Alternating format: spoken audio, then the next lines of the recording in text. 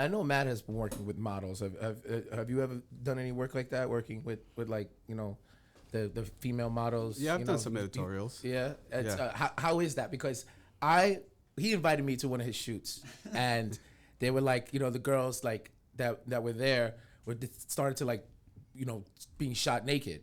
And I was like, oh, man. Like I didn't expect that. And I'm not in that world. So, I see titties and I'm just like, oh, so that spark started to fly. Yeah. I'm like, baby, I'm sorry. She just took it off. I didn't know. My eyes, I don't know what to do. Help me.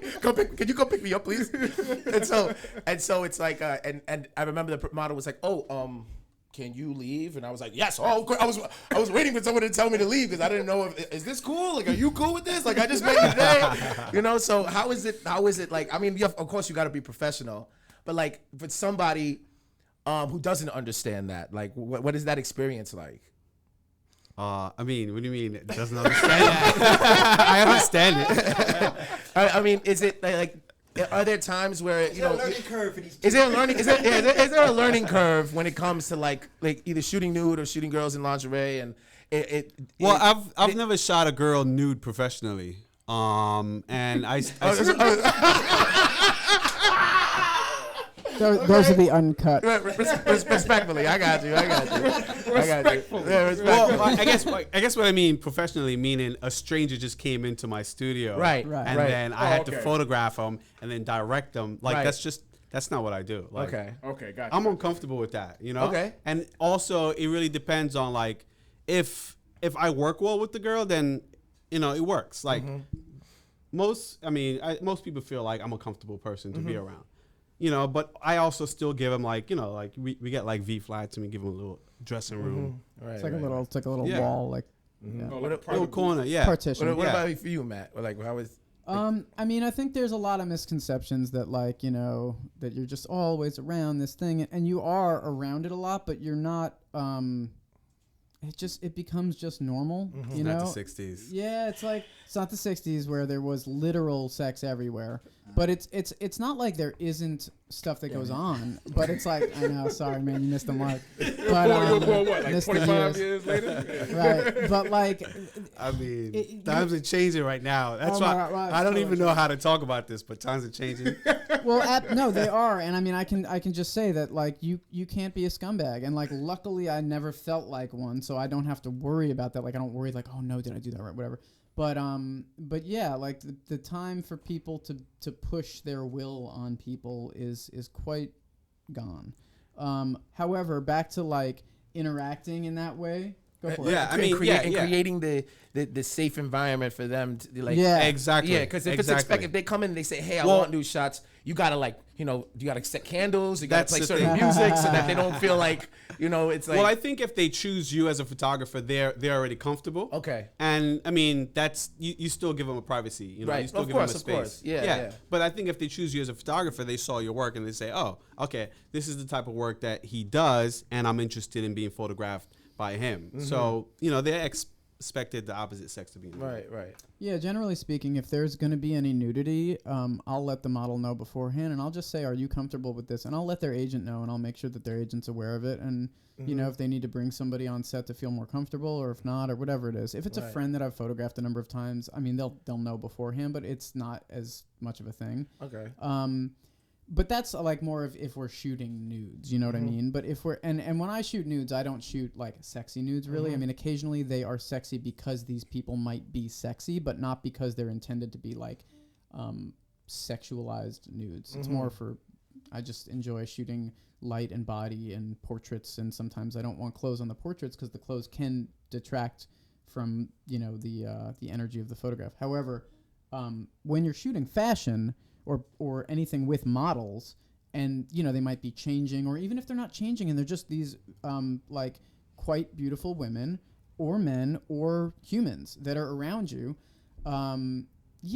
as a straight white, like, well, not even white, that doesn't matter, as a straight cisgendered male, I will not deny that as a younger one, when I was 22 and 23, the prospect of shooting fashion was enticing, not only because of the creativity afforded, but yeah, of course I was going to be around cute women. Like, why wouldn't I want that?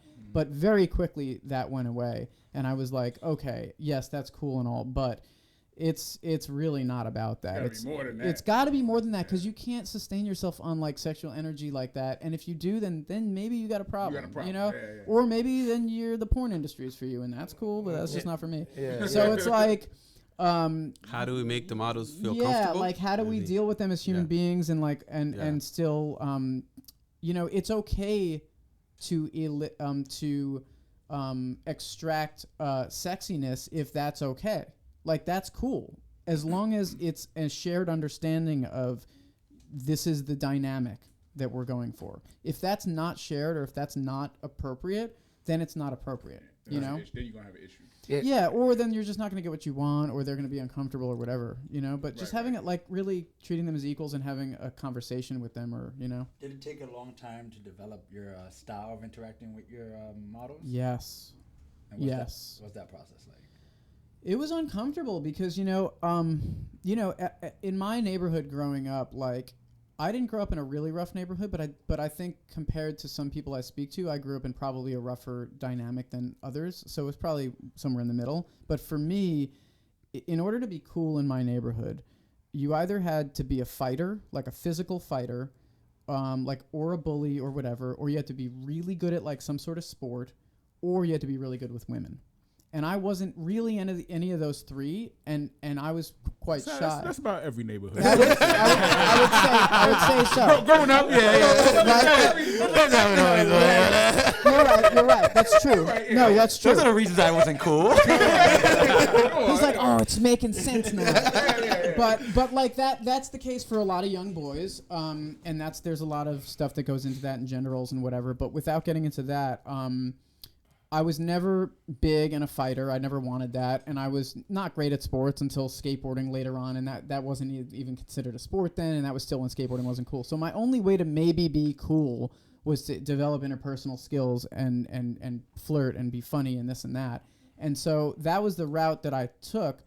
But I was always uncomfortable with it because like it really, even though I was probably maybe effective at it, it didn't feel like me, because it felt like I was doing it to be cool, to like get validation from my friends. Funny enough, I didn't really need the validation because my friends were there for me the whole time. Chris, our buddy, our mutual friend, I never needed validation from him. So the reason I say all this stuff is because I think the younger part of me struggled with the early stages in developing a rapport with fashion models, because that younger part was acting a little bit.